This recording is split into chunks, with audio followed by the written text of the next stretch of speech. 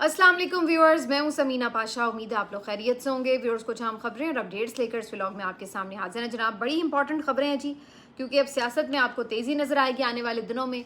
नई तरमीम आ रही है, उधर से पीटीआई के ऊपर शदीद प्रेशर है। इमरान खान साहब की रिहाई के लिए कुछ करते क्यों नहीं, वो अपनी सफ़बंदी कर रहे हैं। इधर पीपल्स पार्टी के ऊपर प्रेशर है और वो अपने तौर पर कुछ परेशान दिखाई दे रहे हैं। और आज तो बिलावल ने बाकायदा परेशानी के आलम में शाजिया मरी साहिबा को डांट पिला दी सबके सामने। ये क्या वाकया पेश आया, इस पर भी बात करेंगे। और जब आपको पता है तरमीम आती है तो फिर एक शख्सियत की भी साथ ही आमद हो जाती है और फिर वो आपको हर जगह दिखाई दे रहे होते हैं। तो वो शख्सियत भी दोबारा अब मंजर आम पर आ चुकी है, उसकी भी बात करेंगे। और आते ही उन्होंने कौन सा बम फोड़ा है वो भी आपको बताएंगे। साथ ही साथ कुछ दीगर खबरें भी हैं जिसमें आपको बताएंगे कि इस तजर्बाकार हुकूमत ने क्या किया है मईशत के साथ। और फिर मरीम नवाज साहिबा का फ्लैगशिप प्रोग्राम सुथरा पंजाब, जिसके बारे में हम हमेशा ही कहते हैं कि जब इसको आप खोलेंगे डटोलेंगे तो बहुत कुछ निकलेगा। तो खबरों से भरपूर व्लॉग है जी। आपसे रिक्वेस्ट है कि चैनल को सब्सक्राइब कर लें अगर अभी तक सब्सक्राइब नहीं किया। तो सबसे पहले बात कर लेते हैं कि जो सियासी महाजराई है वो किस तरह तेजी से बढ़ती हुई नजर आ रही है। आने वाले दिनों में शिद्दत और हिद्दत दोनों ही बढ़ जाएगी। वजह बड़ी साफ है कि तरमीम चाहिए इस निज़ाम को, और इसमें अब जो मौजूदा सियासी निज़ाम की हम हामी जमातें हैं उनको हो रही हैं प्रॉब्लम्स, क्योंकि उनको ख़ुद बहुत कुछ कॉम्प्रोमाइज़ करना पड़ेगा अगर वो इस तरमीम की तरफ जाते हैं। ना जाने की सूरत में फिर उनके साथ भी वही कुछ होगा जो पाकिस्तान तहरीक इंसाफ के साथ हो रहा है, और इसकी ये जमातें शायद ताब ना ला सकें। तो ऐसे में अब हो क्या रहा है? ऐसे में हो ये रहा है कि खींचातानी है, जोड़ तोड़ है, और फिर उसके साथ साथ एक अजीब किस्म का प्रेशर है जो सियासी जमातों पे नज़र आ रहा है। इस वक्त अगर पीपल्स पार्टी की बात करें तो जैसे मैंने कहा कि पीपल्स पार्टी ने जो 28वीं तरमीम है उसके बहुत सारे निकात के ऊपर अपने तहफ़्फ़ुज़ात का इजहार कर दिया है। और उसके बाद कौमी असम्बली में इजलास से पहले पार्लिमानी पार्टी का एक इजलास भी हुआ। बिलावल भुट्टो ज़रदारी साहब ने उस इजलास से खिताब किया, रहनुमाओं से मुशावरत की, जिसके बाद एक प्रेस कॉन्फ्रेंस भी हुई। और जब उनसे 28वीं तरमीम से मुतालिक पूछा गया तो बिलावल ने कहा कि ऐसी तो अभी हमें कोई बात हुकूमत ने नहीं की, ना हमारे साथ मुशावरत हुई है, ना हमें कुछ पता है। तो टोटली वो इससे इनकार करते नज़र आए। जबकि ये बात सबको पता है कि ये बातें हो रही हैं, डिस्कशन भी हो रही है। और हर पिछली तरमीम में भी इन लोगों के साथ यही हुआ था कि इनको आखिर में ही एक ड्राफ्ट दे दिया गया था कि जाके ठप्पे लगा के इसको मंजूर करें, और इन लोगों ने मंजूर कर लिया था। तो मोस्ट ऑफ द पार्लियामेंटेरियंस को तो पता भी नहीं था कि उन तरमीम में है क्या। और इस दफ़ा तो लगता है कि सरबराहान को भी नहीं पता, क्योंकि जो नून लीग के रहनुमा है वो भी यही कहते फिर रहे हैं कि जी अभी तो ऐसी कोई बात नहीं है। बहरहाल मैक्सिमम ये ज़रूर हो सकता है कि शायद बजट के बाद ये तरमीम थोड़ा सा आगे लेके जाएं। इससे ज़्यादा इनके पास कोई ऑप्शन नहीं है कि ये कोई ज़्यादा उसके ऊपर ले तो लाल से काम लें या ज़्यादा कोई नखरे दिखाएं, क्योंकि जब आपके पास जाली मैंडेट होता है और जब आप बूट के तस्मे पकड़कर ओहदों और इक़्तिदार पर आके बैठे होते हैं तो फिर आपके पास ये ऑप्शन नहीं होते कि आप इनकार करें, आप डट के खड़े हो जाएं, या आप आवाम से रुजू कर लें, या आप इनकार करने की जुर्रत कर लें। ये तमाम चीज़ें तब होती हैं जब आप अपने वोट से आए हों और जब आपको पता हो कि आपकी जो जड़ें हैं वो अवाम के दरमियान हैं। तो अगर इस्टेब्लिशमेंट आपके साथ कोई ज़्यादती करे या आपके ऊपर प्रेशर डाले तो आपको पता होता है कि आपके पास भी एक ताकत है जो अवाम की ताकत है। ठीक है कि आजकल वो ज़रा मरियल सी ताकत है, लेकिन बहरहाल अवाम की ताकत अपना मायने रखती है। इसी वजह से आज तक इमरान खान माइनस नहीं हो सके। तो ये जमातें तो ये ऑप्शन भी नहीं रखती, और इसी वजह से इनके पास कोई चॉइस नहीं है सिवाय इसके कि ये टोटल सर झुका दें और बिल आखिर मान जाएं इसी तनख्वाह के ऊपर जो उनको दी जाए। बल्कि अब तो तनख्वाह आहिस्ता आहिस्ता कम हो रही है, तरमीमों की सूरत में वो तनख्वाह कम होती चली जा रही है ना। तो ये अब पीपल्स पार्टी जो है वो इसी वजह से कुछ अंडर प्रेशर भी है। और बिलावल भुट्टो ज़रदारी साहब आज जब प्रेस कॉन्फ्रेंस में बैठे हुए थे तो उनसे एक सवाल हुआ कि बेनज़ीर इनकम सपोर्ट प्रोग्राम के लिए भी वफाकी वज़ीर और कुछ पीटीआई के भी इवन लोग इस बात के हामी हैं कि बेनज़ीर इनकम सपोर्ट प्रोग्राम सूबों के पास चला जाना चाहिए। तो उस पर बिलावल, मुझे लगता है, मेरा पर्सनल एक ख़याल है, मेरी ऑब्जर्वेशन है कि शायद बिलावल इस क्वेश्चन को क्लियरली आंसर नहीं करना चाहते थे, अवॉइड करना चाह रहे थे। इस वजह से उन्होंने उसको इस तरह से रिस्पॉन्ड करने की कोशिश की कि जी देखें पता नहीं आप किस वज़ीर की बात कर रहे हैं वगैरह वगैरह करके। तो उनका मतलब यही था कि उसकी अहमियत को, क्वेश्चन को कम करके और उसको अवॉइड कर लें। लेकिन इस दौरान जब वो बात का जवाब देने वाले थे तो बराबर में बैठी शाजिया मरी साहिबा ने लुकमा दिया और उन्होंने एक्सप्लेन कर दिया। जब बिलावल ने ये कहा कि मुझे नहीं मालूम आप किस वज़ीर की बात कर रहे हैं, तो शाजिया मरी साहिबा ने उल्टा उनकी मतलब मदद करने की कोशिश की और उन्हें बताया कि वो वाकई वज़ीर नहीं है बल्कि वज़ीर मुमलिकत हैं खीलदास कोहिस्तानी, उन्होंने बात की। तो वो इस तरह करके जब एक्सप्लेन करने लगी तो बिलावल भुट्टो जरदारी को आ गया गुस्सा और उन्होंने शाजिया मरी साहिबा को सबके सामने ठीक ठाक झिड़क दिया। मतलब काफ़ी इंसल्टिंग वे में उन्होंने कहा कि मैंने आपसे नहीं पूछा, और जब उन्होंने उसके ऊपर सॉरी करने की कोशिश की तो उस पर भी उन्हें चुप करवा दिया सख्ती से और कहा कि थैंक यू, मैंने आपसे नहीं पूछा। तो बेसिकली ये एक बहुत ही बुरी फीलिंग थी जो कि उस वक्त देखने में मिली, और ख़ास तौर पर अगर आप शाजिया मरी साहिबा के चेहरे को देखें तो वो साफ दिखाई दे रहा था कि वो बहुत ज़्यादा एक तरह से एम्बैरेस्ड हुई कि इस तरह सबके सामने भरी प्रेस कॉन्फ्रेंस में लाइव जाते हुए बिलावल भुट्टो जरदारी साहब ने उन्हें इस तरीके से झिड़क दिया। अब ये वैसे शाजिया मरी साहिबा भी, उनके बारे में ज़्यादातर लोगों की राय ये है कि वो बहुत प्राउड हैं और बड़ी एरोगेंट हैं होंगी, लेकिन यहाँ पर जब मामला आता है तो यहाँ पर एक अलमिया है हमारी सियासी जमातों का, और वो अलमिया यहाँ पर आपको इस वाक़े में नज़र भी आता है कि ये सियासी जमातें ऐसी मौरूसियत से भरी हुई हैं कि जहाँ पर नौजवान जो इनकी क़यादत इनके सामने ला के बिठा दी गई है कि जी ये आपका कायद है या ये आपकी कायदा है, तो इन बेचारे सियासतदानों ने जिन्होंने कई दहाइयाँ सियासत में गुजारी हैं, ये उनके सामने खामोश होने, सर झुकाने और इनकी डांट डपट सहने पे मजबूर हैं। मतलब वहाँ पे कोई इख्तलाफ नहीं कर रही थी शाजिया मरी साहिबा, या कोई उनको वो उनसे कोई ऐसी अंदाज में बात नहीं कर रही थी जो बुरी, वो सिर्फ एक लुकमा उन्होंने दिया जो कि बिल्कुल भी ऐसा कोई बुरा मानने वाली उसमें एलिमेंट नहीं था। लेकिन बिलावल भुट्टो जरदारी साहब ने जिस अंदाज से उनको झड़का, इस बात को भी खातिर में नहीं लाया कि बहरहाल वो एक खातून हैं, बहरहाल वो सीनियर हैं, और बहरहाल आप सबके दरमियान में बैठे हुए, कोई इंटरनल पार्टी मीटिंग नहीं है जिसमें आप कोई अपनी अथॉरिटी यूज़ कर लें। तो इन चीज़ों का ख्याल रखते हुए उस चीज़ को टॉलरेट करना चाहिए था, लेकिन उन्होंने सबके सामने झिड़क दिया। तो ये चीज़ बेसिकली हमें बताती है कि हमारी जो सियासी जमातें हैं उनके अंदर किस तरह की जमहूरियत है और किस तरह का कल्चर है कि आप अपने जो कायद ला के बिठा दिए गए हैं, क्योंकि जी वो किसी साबिक वज़ीर आज़म के बेटे हैं या बेटी हैं, आप उनसे इख्तलाफ नहीं कर सकते। उनका जुमला मुकम्मल अगर आप करके देते हैं उन्हें उनकी मर्ज़ी के बगैर, तो वो उसके ऊपर भी आपको झिड़क सकते हैं सबके सामने। ये कल्चर जो है आपको नून लीग में भी नज़र आता है, पीपल्स पार्टी में भी नज़र आता है, किसी हद तक पीटीआई में भी होगा, लेकिन बात वही है कि पीटीआई में फिर भी इमरान खान साहब कुछ इख्तलाफी बातें भी सुन लेते थे, लेकिन बाकी जमातों में तो उस हद तक भी नहीं। मैं ये नहीं कह रही कि बहुत जमहूरी है पीटीआई, यकीनन वहाँ पे भी आपको ये कम देखने में आता है। ये हर जगह होता है, जो भी सरबराह होता है उसकी खुशामद भी हो रही होती है, उसको अनाय भी नहीं किया जा रहा होता, तो ये चीज़ें तो होती हैं, लेकिन फिर भी आप कहीं इख्तलाफ की बात भी सुन लेते हैं। लेकिन यहाँ तो बिल्कुल ही इल्ला माशाल्लाह सूरत हाल है कि कल के बच्चे, मतलब चले इमरान खान डांटे तो समझ में भी आ रहा है कि भाई जिसने जमात बनाई, जो 30 साल, जो अपनी जमात में सबसे सीनियर है, तो वो एक बात कर है। इधर तो आपको अगर मरीम नवाज से डांट पड़ी है या बिलावल से डांट पड़ी है, और किन को डांट पड़ी है, जो कि कई दहाइयों से उनसे पहले से सियासत कर रहे हैं, जिनके सामने ये छोटे छोटे बच्चों की तरह इधर उधर भागते फिरते हों, तो फिर आप अंदाज़ा लगाएंगे क्या मंजर होगा। तो बहरहाल बज़ाहिर इससे बहुत से लोग ये भी अंदाज़ा लगा रहे थे कि बिलावल भुट्टो जरदारी साहब लगता है कि अंडर प्रेशर थे, और एक है कहीं ना कहीं बेचैनी जिसकी हमें एक वजह भी नज़र आती है और उसका इजहार भी नज़र आता है। तो बहरहाल ये एक मेरा ख्याल है शाजिया मरी साहिबा के लिए काफ़ी नाखुशगवार वाक़या है, और ये सारी दुनिया ने देखा। लेकिन दूसरी तरफ जब इस तरह की चीज़ें होती हैं, 28वीं तरमीमें आती हैं, 27वीं तरमीमें आती हैं, तो एक शख्सियत हैं जो बड़ी मुतहरिक हो जाती हैं, और वो आपको फिर हर टॉक शो में नज़र आ रही होती है, वो आपको हर ट्विटर पे नज़र आ रही होती है, मतलब उसको आप पार्लियामेंट में देख रहे होते हैं, उसके इंटरव्यूज़ चल रहे होते हैं। तो वो शख्सियत जो है वो बरामद हो चुकी हैं, और जैसे ही वो बरामद हुई हैं उससे अंदाज़ा हो रहा है कि अब जो है काम शुरू है तरमीम का। तो मैं बात कर रही हूँ फैसल वावडा साहब की, और फैसल वावडा साहब ने तरमीम के आमद के साथ ही आते साथ जो एक ट्वीट दागा है, अगर वो आप सुन लें तो उसमें वाज़े तौर पर उनका निशाना इस दफ़ा कोई पीटीआई नहीं है, कोई और भी नहीं है, बल्कि यही मौजूदा हुक्मरान जमातें हैं।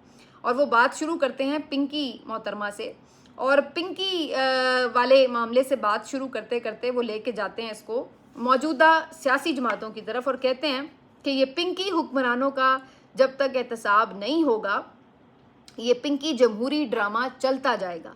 और फिर आगे कहते हैं कि जमहूरी फैसलों की बजाय ब्यूरोक्रेट से फैसले कराने से, झूठे इल्ज़ामात लगाने से, अपनी नाअहली छुपाने से, पोस्टर चिपकाने से, झूठे बयानिए बनाने से, जहाज़ उड़ाने से और ज़बरदस्ती के जलसे कराने से ये मुल्क आगे नहीं बढ़ सकता।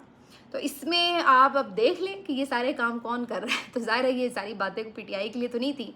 तो वाज़ेह तौर पर 28वीं तरमीम के आमद के साथ ही फैसल वावडा की तरफ से ये पैगाम आने शुरू हो चुके हैं मौजूदा हुक्मरान जमातों को कि बंदे बन जाओ, तो सीधे होकर ज़रा चुप करके तरमीम कर दो। तो जिन्हें ज़रा इधर उधर ज़्यादा होशियारी ते मास्टरी विखाने की कोशिश की थी, तो यह सारिया चीज़ां सानू पता नहीं।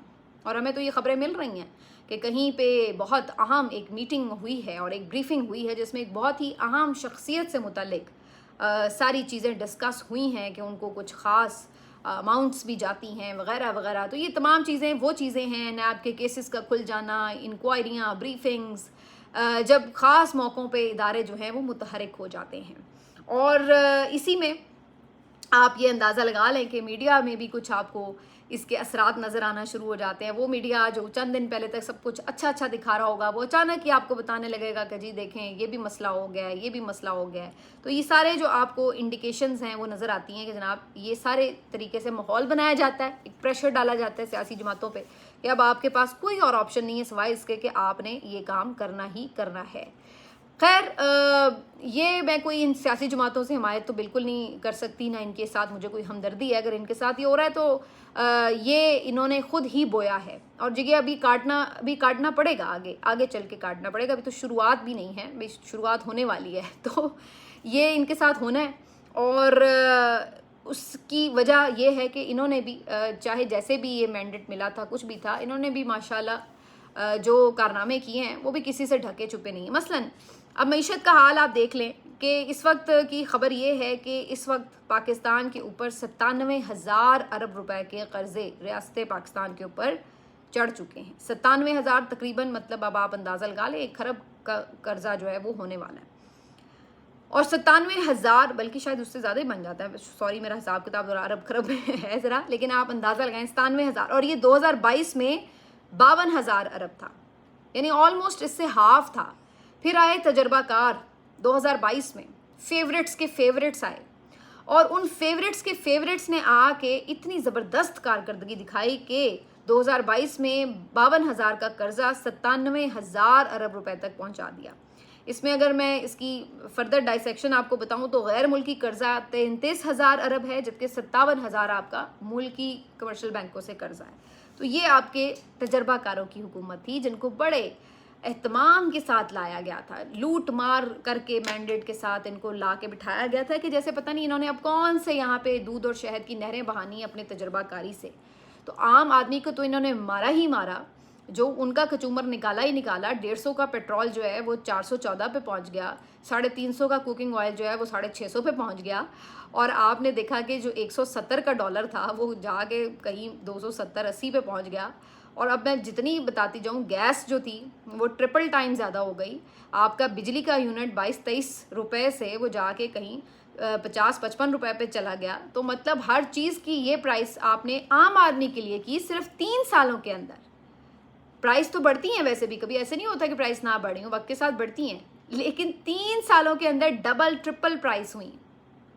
ये तजर्बाकारों ने किया और ये तो अवाम के साथ किया सो किया। या तो ये होता ना उसके बाद रियासत पाकिस्तान के मैक्रो इकोनॉमिक इंडिकेटर्स बेहतर हो जाते तो हम कहते हैं लें जी कर्जा उतर गया, बेशक चीज़ें महंगी हो गई, या जी कैपेसिटी पेमेंट्स ख़त्म हो गई, चलें जी चीज़ें महंगी हो गई तो कोई बात नहीं।